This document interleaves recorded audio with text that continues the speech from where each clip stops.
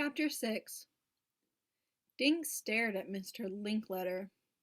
No answer? Are you sure?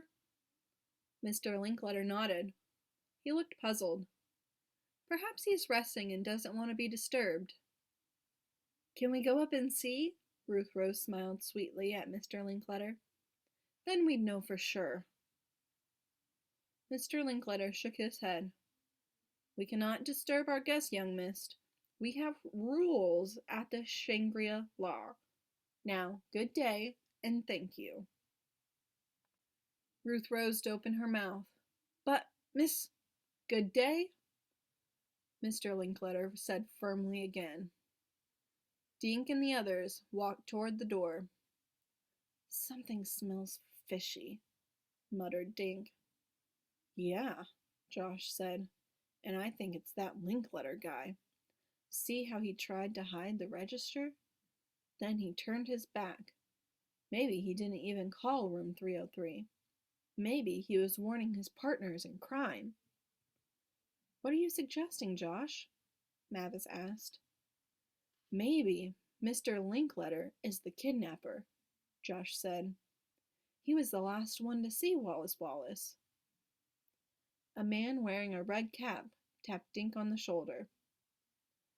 Excuse me, but I overheard you talking about my boss, Mr. Linkletter. Maybe I can help you find Wallace Wallace. My kids love his books. Great, Dink said. Can you get us into his room? The man shook his head. No, but I know the maid who cleaned the third-floor rooms this morning. Maybe she noticed something. With his back to Mr. Linkletter, the man scribbled a few words on a pad and handed the page to Dink. Good luck, the man whispered and hurried away. What'd he write? Josh asked. Outside, Dink said. They all shoved through the revolving door. In front of the hotel, Dink looked at the piece of paper.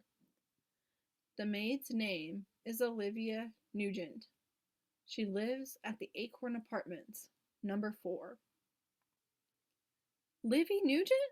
I know her, Ruth Rose said.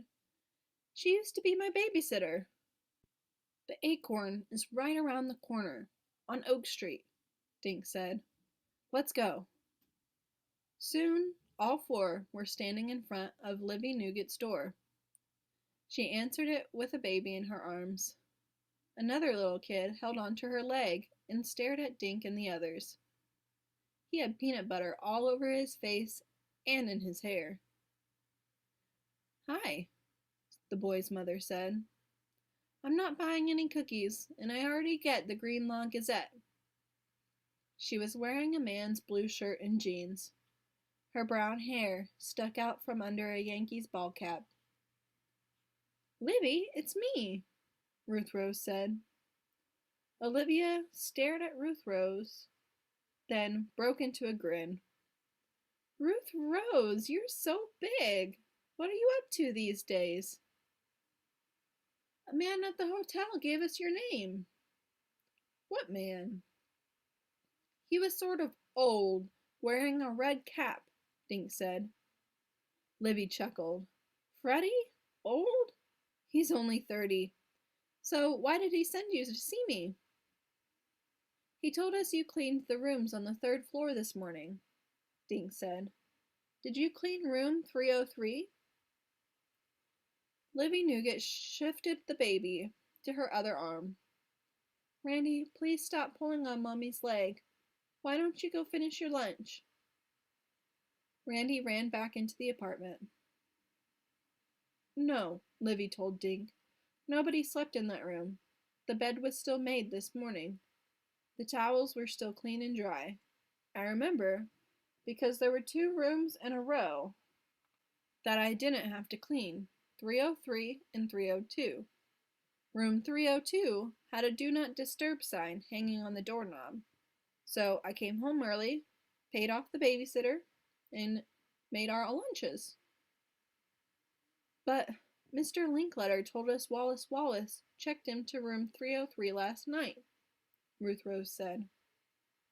Not the Wallace Wallace, the mystery writer? My kid's sister devours his books.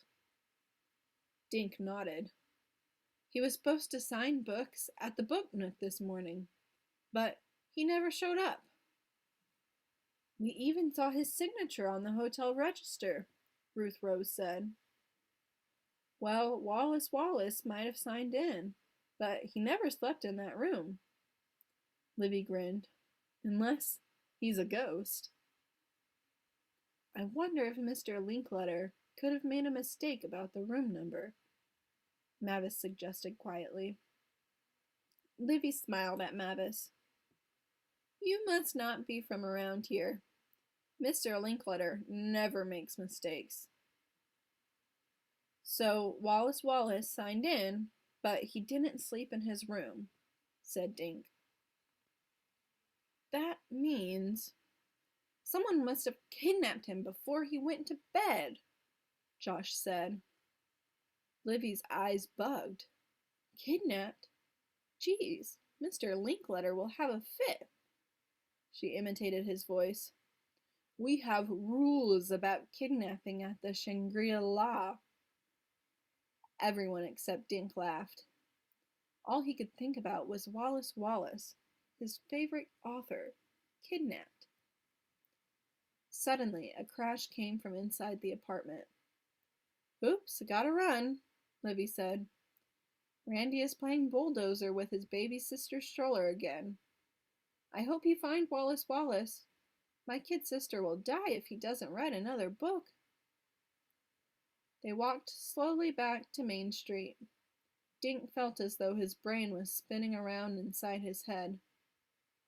Now he felt certain that Wallace Wallace had been kidnapped. But who did it? And when? And where was Wallace Wallace being kept? Guys, I'm feeling confused, he said. Can we just sit somewhere and go over the facts again? Good idea, Josh said. I always think better when I'm eating. I'm feeling a bit peckish too, Mavis said. I need a quiet cup of tea and a sandwich. Should we meet again after lunch? Ruth Rose looked at her watch. Let's meet at 2 o'clock. Where? Josh asked. Back at the hotel. Dink peered through the door glass at Mr. Linkletter. Unless Maureen Higgins and Mr. Linkletter are both lying, he said. Wallace Wallace walked into the Shangri-La last night and never came out.